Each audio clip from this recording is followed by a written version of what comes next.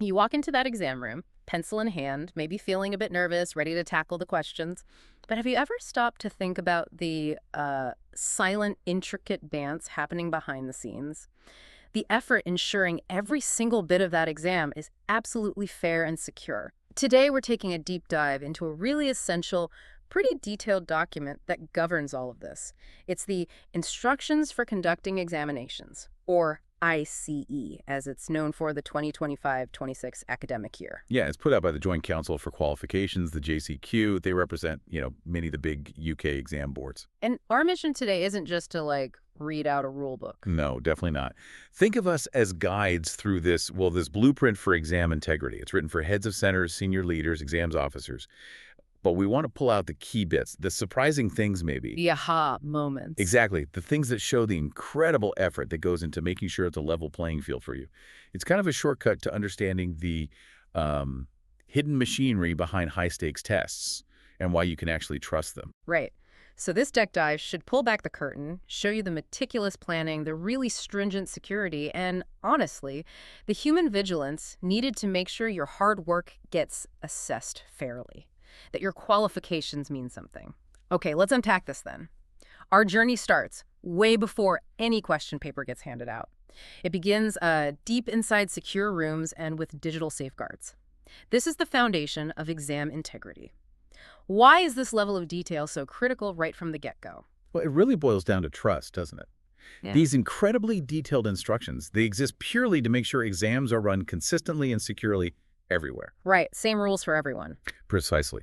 It protects the integrity of the whole assessment process. Yeah. Ultimately, the head of the school or college, the head of center, they're the one accountable. They have to make sure all their staff follow these rules to the letter. Any slip-up could compromise fairness for, well, everyone taking that exam. Absolutely. And what's interesting, even the document itself, the ICE guide, it's actually designed to be pretty clear. Yeah, I noticed that. It's got things like tabs, clickable links, chapter summaries. Makes it easier for exams officers to navigate. And they do this clever thing where any new changes for 2025-26 are highlighted in yellow. You spot them instantly. Oh, like this year they've added more vocational qualifications. Cambridge Advanced Nationals, NCFE, TQUK. Exactly. It shows it's not just some static rulebook gathering dust. It's a living system, constantly adapting to keep fairness and security tight across all sorts of qualifications. That adaptability sounds key. Okay, let's talk physical security then. The secure room. It sounds almost like Fort Knox for exam papers. Huh. Well, it's certainly meant to be secure. Can't just be any old cupboard. It has to be a dedicated room at the center's registered address, and inside that room, there has to be another secure storage facility. Like a box within a box. Pretty much. And getting access. Super strict. Only 2 to 6 authorized key holders. Very small group, highly trusted, and the exams officer must be one of them. And they have to be permanent staff, right? Not just temporary cover. Correct. Permanent staff only. We're talking serious physical barriers, too. Solid walls, like if there's not solid brick, it might need metal reinforcing. Wow. And definitely no false ceilings, where things could be hidden or maybe accessed later. The doors need to be solid, reinforced, high security locks. Not your standard classroom lock, though. Oh, no. Minimum 5-lever Morse lock or maybe a coded keypad or even one of those high-spec electronic locks with an audit trail. The kind where you change the batteries annually. And what actually goes in there? Just the current exam paper. Only current live confidential stuff from the awarding bodies, the organizations like AQA or Edexcel who set the exams. No past papers mixed in, no internal mock exams. It has to be totally clean. And someone check this. Oh, yes. The JCQ Center Inspection Service does unannounced visits. Keeps everyone on their toes. It's a constant, vigilant process. Okay, physical fortresses covered. But we live in a digital age. How does this intense security translate to electronic exam materials? Because that seems like a whole other challenge. It is. And the rules are just as tough, maybe even more so in some ways. Again, authorization is key. Only that small, named group of staff, including the exams officer. And managing the accounts. Multi-factor authentication, MFA, is mandatory now. Mm. Like getting a code on your phone as well as your password. Yeah, that second layer of security. Exactly. And those MFA devices, they can't be shared. Each person has their unique digital key. Passwords have to be strong, obviously, never written down, never shared. Basic stuff, but critical here. So what happens when they download the electronic papers? Is there a risk they could just, sit on a computer somewhere? No, they've thought about that. The electronic question papers are downloaded only for the specific candidates entered for that exam. They're stored locally only while printing happens. Then they must be immediately deleted, wiped completely, including from the deleted items folder. No spare hard copies floating around. And the printing itself has to happen securely at the center. Critically, no subject teachers can be present during that printing. Right, avoids any potential conflict or early glimpse. Precisely. And if there's even a sniff of a security breach, like a suspected leak, it has to be reported immediately. Phone call straight to the awarding body. It's a very, very tight digital chain of custody. Okay, exam morning arrives. All that prep, the physical locks, the digital security, Yeah. it all comes down to these few crucial moments right before the exam starts. There's one really simple, almost low-tech check they do, isn't there, to prevent a massive mix-up. Ah, yes. The second pair of eyes check. It's brilliant in its simplicity. Before any question paper packet is opened, a second person must check everything. Everything. The day, the date, the time, the subject, the specific unit or component code, the tier of entry, Yeah. all of it. They even specify an eyes and ears approach. Eyes and ears. Yeah, one person reads the details from the packet, the other listens and checks it against the timetable or records. Stops you just reading what you expect to see. Clever, because the consequences of opening the wrong paper are huge, right? Massive. If the wrong paper is opened, even by accident, it has to be resealed instantly, immediately. And the whole incident gets reported as potential malpractice. It really shows the high stakes, the need for absolute precision. Human vigilance is key there. That really highlights the potential pitfalls, but also the safeguards. So what about the actual timing? Exams usually start at set times, but is there any wiggle room?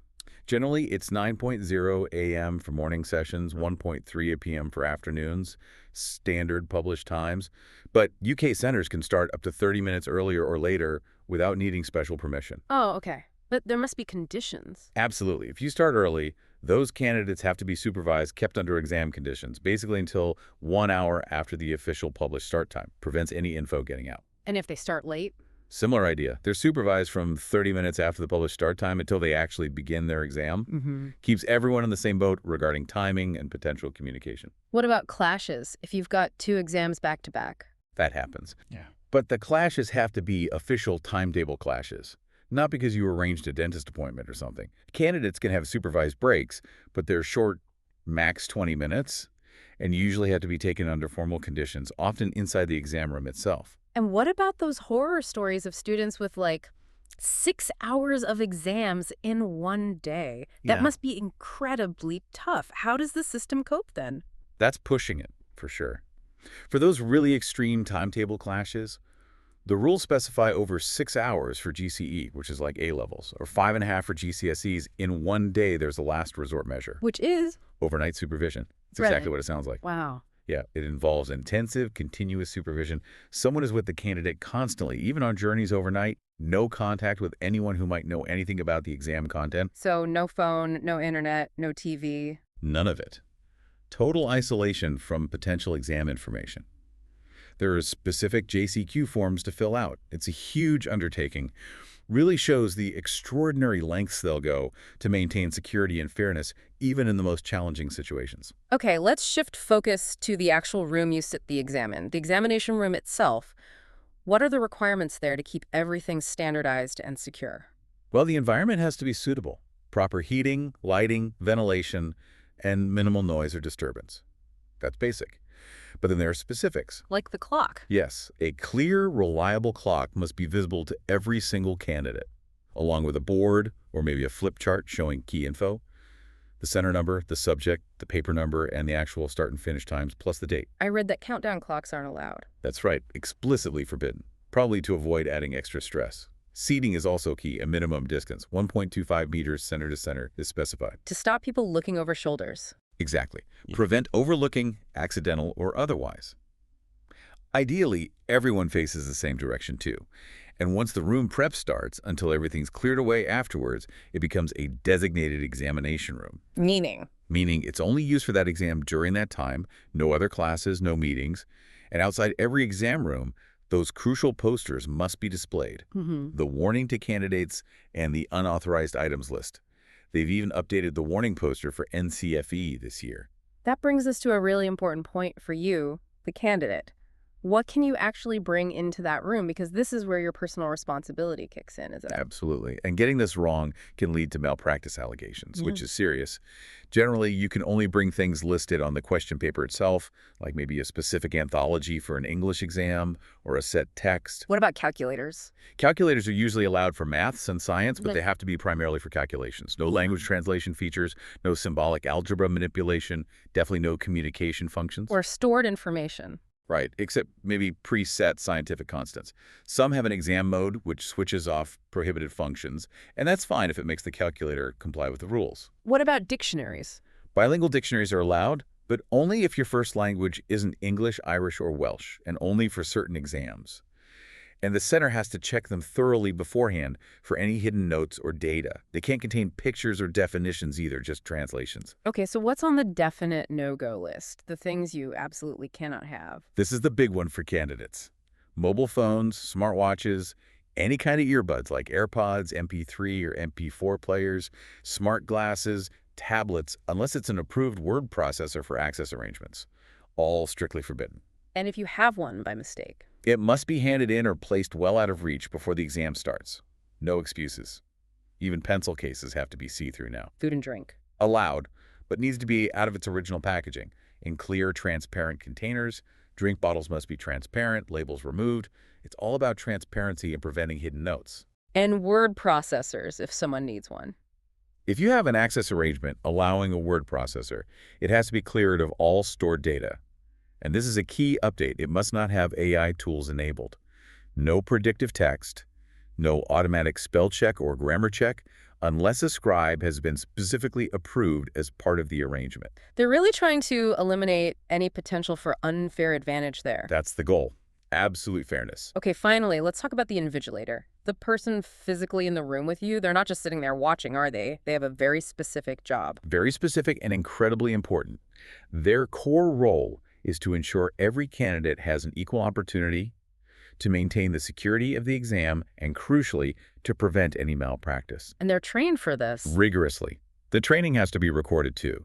There are strict ratios, at least one invigilator for every 30 candidates in a written exam. It's fewer for practicals, like art, maybe 1 per 20. They have to move around the room quietly, be observant. Can they have their phone?